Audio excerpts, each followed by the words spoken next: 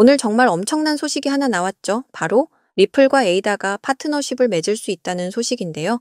사실 리플과 에이다 사이에는 좋지 않은 감정이 좀 남아 있었는데 오늘 찰스 호스킨슨의 발언을 보면 이미 리플과 에이다의 관계가 회복된 것으로 보입니다. 한때 이더게이트 사건으로 리플의 커뮤니티와 크게 충돌했었지만 이제는 해묵은 감정을 털어버리고 메이저 코인의 파트너십이 만들어질 가능성이 있다는 게 정말 놀라운 부분인데요. 일단 여기에서도 리플 USD의 필요성과 범용성이 또 강조되고 있는 상황이죠. 지금 리플 USD는 리플레저와 이더리움에서 활용되고 있는데 세 번째 확장이 바로 에이다가 될 가능성이 높다는 겁니다. 리플 USD에 대해 그동안 정말 많은 설명을 드렸었고 왜 리플에게는 지금 리플 USD가 가장 핵심적인 사업이 될 수 있는지 말씀드렸었는데 결과적으로 지금 화면에서 보시는 것처럼 테더와 USDC보다 자본 효율성 지표가 높다고 나오고 있는데요. 자본 효율성 지표는 다른 말로 TVL이라고 부르는 지표인데 간단하게 설명드리자면 리플 USD는 스테이블 코인이잖아요.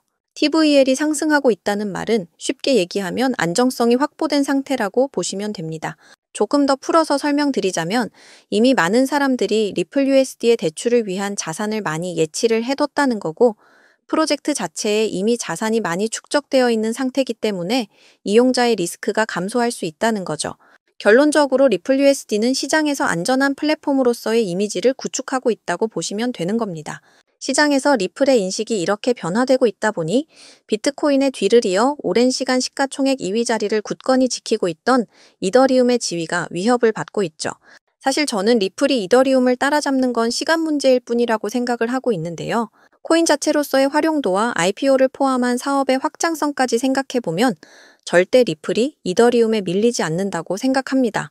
물론 지금 최고의 문제라고 손꼽히는 것 중 하나는 여전히 향방을 알기 어려운 리플과 SEC의 소송이라고 생각하실 수 있겠지만 사실은 이것보다 조금 더 어려운 문제를 하나 가지고 있습니다. 코인의 본질이라 할 수 있는 탈중앙화 거래소 거래 비율이 현저히 낮다는 부분이 조금은 문제가 될 수 있는데요. 하지만 이 문제도 사실 걱정하실 필요가 없습니다. 애초에 탈중앙화를 모토로 하던 코인들이 이제는 모두가 다 중앙화된 거래소에서 거래가 더욱 활발하게 이루어지고 있고 미국 정부에서는 가상자산을 하나의 투자 수단으로 인식하는 것은 물론이고 이제는 직접적인 전략 비축까지 나서겠다고 하고 있는 상황이기 때문에 우리 리플이 가진 본질적인 문제는 사실상 아무것도 없다고 보시면 되겠습니다. 사실상 리플이 지금 시장에서 가장 성장 가능성이 높은 코인이다 보니까 이런 뜻 모를 음모론들도 종종 나타나고 있는데요. 리플이라는 코인 자체가 차세대 금융 서비스의 브릿지 통화가 될 가능성이 높다 보니 정말 이상한 이야기가 많이 나오고 있습니다. 시장을 움직이는 큰 손들은 어디에나 있지만 리플의 시가총액을 생각하면 정말 천문학적인 규모의 자금이 필요하기 때문에 시세를 강제로 정해놓고 움직인다는 건 조금은 무리가 있지 않나 싶은데요. 하지만 이 음모론 속에서 하나 힌트가 될 만한 내용은 기관들이 리플을 충분히 매력적인 브릿지 통화로서 바라보고 있다는 부분과 만약 나중에 화폐 개혁 시기가 온다면 리플은 정말 끝도 없이 상승할 수 있다는 부분이죠. 우리 구독자 여러분께 매번 말씀드리는 내용 기억하시죠? 리플은 절대 단기적인 투기성으로 접근하시면 안 됩니다. 장기적으로 적금 넣듯이 우리가 물량을 모아나가야 하는 끓는 점이 높은 그런 코인이라고 정말 여러 번 말씀을 드렸어요. 지금은 3,000원 정도 시세를 보여주고 있지만 정말 2년 뒤, 3년 뒤엔 3만 원이 되어 있을지 30만 원이 되어 있을지 아무도 모르는 거잖아요. 지금 코인 시장에서 리플만큼 호재가 줄지어 기다리고 있는 코인이 없기 때문에 우리는 지금처럼 리플이 하락하고 있을 때 물량을 조금씩 늘려놓기만 하면 된다는 겁니다. 나중에 정말 리플 몇 개로 벤츠나 아파트를 사는 상상을 한번 해보세요. 지금 당장은 리플의 평단이 얼마인지가 중요한 순간이라고 생각하시겠지만 나중엔 정말 리플을 얼마나 가지고 있느냐가 중요해질 수 있기 때문에 지금이라도 늦지 않았으니 리플 물량을 꾸준히 늘려가시는 게 좋다고 말씀드릴 수 있습니다. 그래서 오늘은 제가 우리 구독자 여러분께 리플 물량을 획기적으로 늘릴 수 있는 방법을 말씀드려 보겠습니다. 자, 여러분, 지금 트럼프 대통령이 당선된 이후에 시장이 크게 상승할 거라고 믿었던 사람들이 정말 많았는데 지금은 어떤가요? 오히려 패닉에 가까운 매도세로 인해 고통스러운 시간만 이어지고 있는데요. 하지만 저는 지금의 조정은 아주 일시적인 현상이고 결국 우리는 2025년에 경제적 자유를 이룰 수 있는 기회를 마주하게 될 것이라 믿습니다. 그동안 정말 지긋지긋했던 월급쟁이의 삶에서 쳇바퀴 굴리며 살았던 우리의 삶이 주마등처럼 지나가신 분들 정말 많았을 텐데요. 솔직히 저는 정말 하루하루 먹고 살기 힘들고 돈에 쫓기며 살았던 그 예전의 제 모습이 떠올라서 눈물이 앞을 가릴 지경이었습니다. 그래도 하루하루 크립토 시장의 여러 코인들 자료 분석과 실시간 경제 시황도 봐가면서 어렵게 여기까지 왔는데요. 드디어 그 빛을 발할 수 있는 인생의 몇 안 되는 절호의 기회가 제 앞에 그리고 여러분 앞에 떡하니 찾아오게 된 겁니다. 정말 저희 채널을 구독하시고 매일 영상을 챙겨봐 주시는 여러분이 없었다면 저는 아마 여기까지 오기 힘들었을 겁니다. 그래서 정말 어렵게 분석하고 또 분석해서 찾아낸 이런 경제적 자유를 누릴 수 있는 아주 좋은 코인을 우리 구독자 여러분께 보답하는 마음으로 모두 공개를 해야겠다 마음을 먹었습니다. 제가 이 코인을 여러분께 말씀드리는 이유는요. 트럼프의 당선을 위해서 모든 것을 도와주고 지금은 트럼프의 칼이 되어 선봉에 서서 악역을 자처하고 있는 일론 머스크와 관련이 있고요. 일론 머스크와 더불어 세계 최대 자산운용사인 블랙록 그리고 트럼프까지 연관이 되어 있기 때문입니다. 자, 지금의 밈코인의 생태계가 탄생한 바탕과 기틀을 마련한 세계 최고의 부자인 일론 머스크가 현재 전 세계에서 주목을 받고 있는 이유는 앞에서 말씀드렸듯이 트럼프와 매우 밀접한 행보를 보여주고 있는 덕분이죠. 지금 그 누구보다 트럼프의 정책을 강하게 지지하고 정부 효율부라는 부서의 수장으로서 트럼프의 칼이 되어 연일 이슈몰이를 하고 있는 상황인데요. 테슬라의 주가가 고점 대비 50%가 하락할 만큼 어려운 상황에 처해 있음에도 여전히 트럼프와의 우정을 과시하고 있습니다. 일론 머스크는 트럼프 대통령 선거 당시부터 다양한 지지 활동을 해왔고 트럼프의 선거 유세장에서 사상 처음으로 트럼프를 위한 찬조 연설은 물론 미국 대선에 정말 큰 영향을 끼쳤던 펜실베니아주에서 단독 선거 유세까지 진행을 했었죠.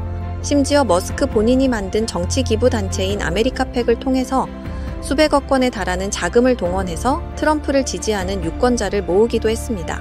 사실상 도지파더로 불리웠던 일론 머스크는 크립토 시장에서 많은 유권자들을 설득하고 트럼프가 당선되는 데 있어서 큰 영향을 끼친 건 사실이죠.